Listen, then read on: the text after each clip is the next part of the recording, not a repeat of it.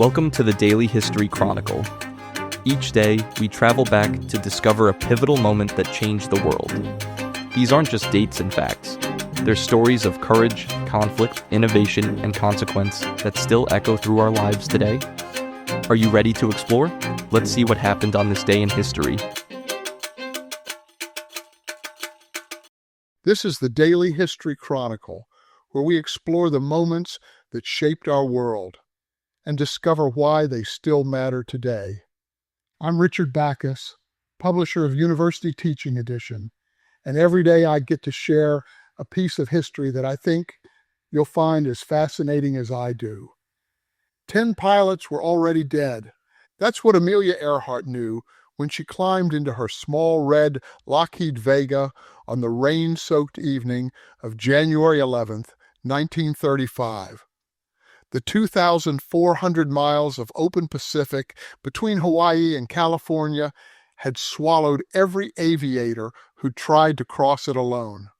And yet, as the rain drummed against the hangar at Wheeler Field, she was about to try anyway. Everyone remembers that Earhart flew solo across the Atlantic.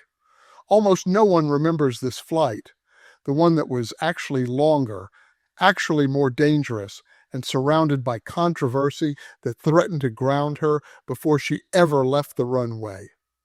Picture this: Wheeler Field on the island of Oahu, late afternoon on a gray Hawaiian Friday. The rain has been falling for hours.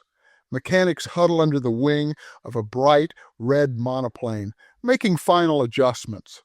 A tall, slender woman in a brown leather flight suit stands nearby, watching the sky, waiting for a break in the weather.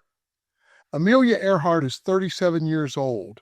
She's already the most famous female pilot in the world, the first woman to fly solo across the Atlantic, a best-selling author, a lecturer who fills auditoriums. But none of that matters now. What matters is the 2,400 miles of open ocean between this airfield and Oakland, California. At 4:44 p.m., the rain slackens, the clouds begin to lift. Earhart climbs into the cockpit. Her husband, George Putnam, kisses her goodbye, and she guns the engine. The Vega, heavy with over 500 gallons of fuel, lumbers down the wet runway and lifts into the Hawaiian sky. She won't see land again for 18 hours. Let me build the clock for you, because without understanding what had come before, this flight doesn't make sense. By 1935, the Pacific Ocean was aviation's last great unconquered frontier. Charles Lindbergh had crossed the Atlantic 8 years earlier, in 1927, and the world had gone mad for flight. But the Pacific was different. It was wider, it was emptier, and it was unforgiving. The year Lindbergh crossed the Atlantic, a wealthy pineapple magnate named James Dole offered $25,000 to the first aviator to fly from California to Hawaii. The Dole Air Race of 1927 became one of aviation's great disasters. Of the 8 planes that entered, 3 crashed before even reaching the starting line. 2 disappeared over the ocean without a trace. A search plane sent to find them also vanished. By the time it was over, 10 people were dead. The Pacific had earned its reputation as an aircraft graveyard. The earliest attempt to bridge Hawaii and the mainland came even before the Dole race. In 1925, a Navy commander and his crew tried to fly from Oakland to Honolulu. They ran out of fuel 450 miles short of Hawaii and were forced to land their seaplane on the open ocean. They rigged up makeshift sails and drifted for 10 days before finally reaching the islands. They survived, but the message was clear. The Pacific didn't forgive miscalculations. For the next 8 years, the Hawaii to mainland route remained unconquered in solo flight. The distance, 2,400 miles, was longer than the Atlantic crossing Lindbergh had made famous. There were no ships to serve as visual landmarks, no islands to use for navigation. Radio technology was primitive, and a pilot flying through clouds at night had almost no way to verify position. 1 degree off course at the start could mean missing California entirely. Just empty ocean, stretching in every direction, waiting for the next pilot to make a fatal mistake. Now consider Earhart's position in early 1935. She had crossed the Atlantic solo in 1932, becoming the first woman to do so. She was celebrated, yes, but also criticized. Some said she was a creation of her publicist husband, George Putnam, who had managed her career since her first taste of fame in 1928. Others questioned whether her skills matched her reputation. She had, after all, first gained attention not as a pilot, but as a passenger. The first woman to cross the Atlantic by air, yes, but as cargo, not crew. "I was just baggage," she later admitted of that 1928 flight, "like a sack of potatoes."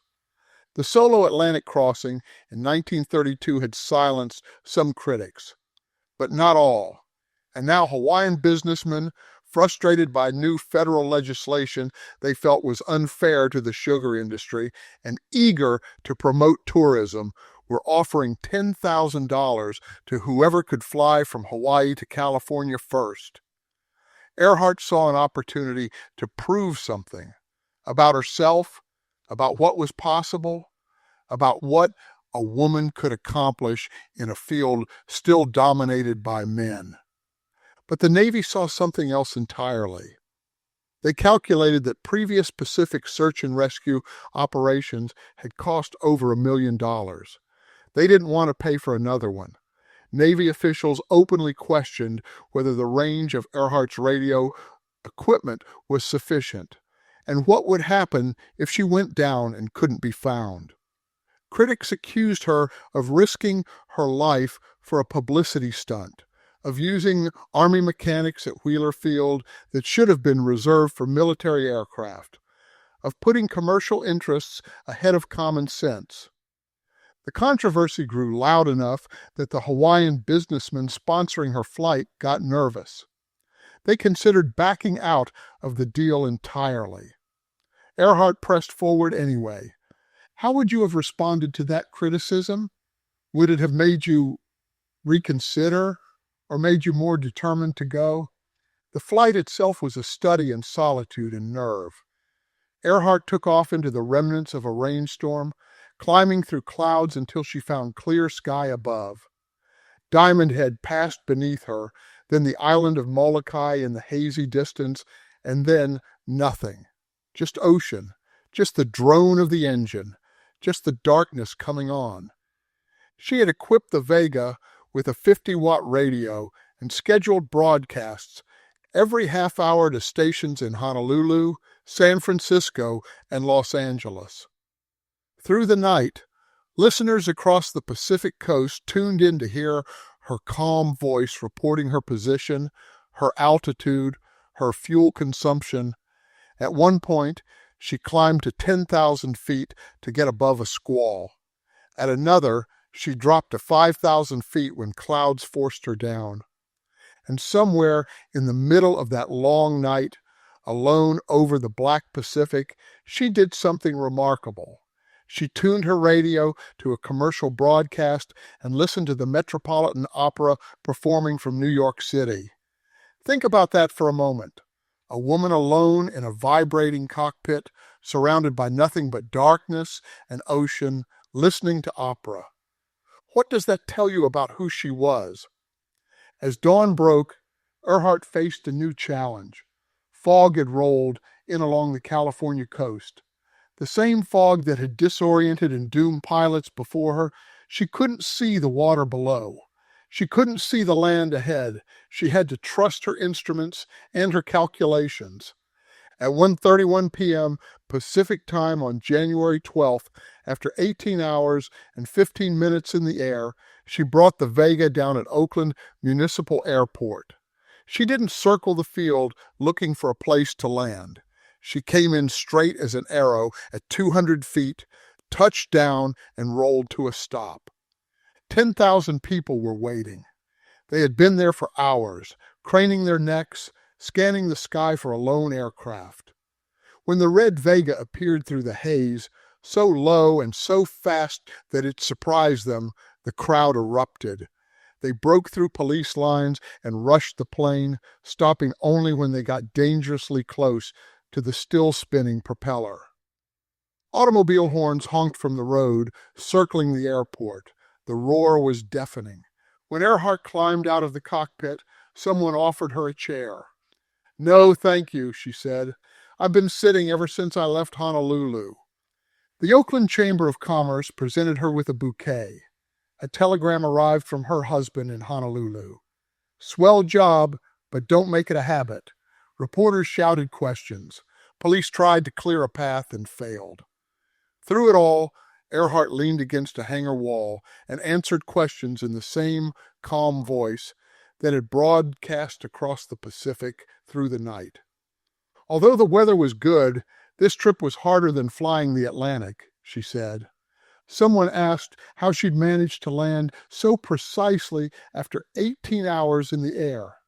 "I could have made it 2 hours faster," she replied, "only I throttled down because I was not sure of my course for a while and wanted to conserve gas." She had done it. First person, not first woman, first person, to fly solo from Hawaii to California. And within weeks, the story would begin to fade. We're still living with the questions this flight raised, about risk, about ambition, about who gets celebrated and why. Earhart's Hawaii to California crossing was by any objective measure a greater technical achievement than her Atlantic flight. It was longer, the navigation was harder, the margin for error was smaller, and yet it's the Atlantic crossing that appears in the history books, the one that school children learn about. Why? Part of the answer lies in timing. She was the first woman to cross the Atlantic solo, but not the first person to cross the Pacific. Part of it lies in narrative. The Atlantic flight connected her to Lindbergh, America's greatest aviation hero. And part of it lies in what came after. 2 years later, Earhart disappeared over the Pacific while attempting to fly around the world.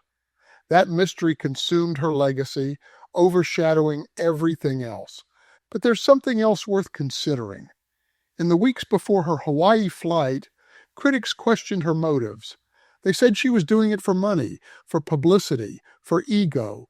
The same accusations that follow ambitious women today. The scrutiny she faced about whether her achievements were real, whether her skills matched her fame, whether she deserved the attention she received, hasn't disappeared. It simply found new targets. Earhart herself once wrote something that captures the tension at the heart of this story. She said, "The most difficult thing is the decision to act. The rest is merely tenacity." Those words illuminate something essential about what happened on January 11th, 1935. The flight itself was dangerous, yes, but the hardest part wasn't the 18 hours over the ocean. It was deciding to go in the first place, deciding to ignore the critics, deciding that the risk was worth taking, even knowing that 10 pilots had already died trying. That same tension exists today. Whenever someone attempts something that others say cannot or should not be done, the voices of caution are always louder before the attempt than after. The criticism always seems more reasonable before success proves it wrong. Earhart decided to act. The rest, as she said, was merely tenacity. These are the facts.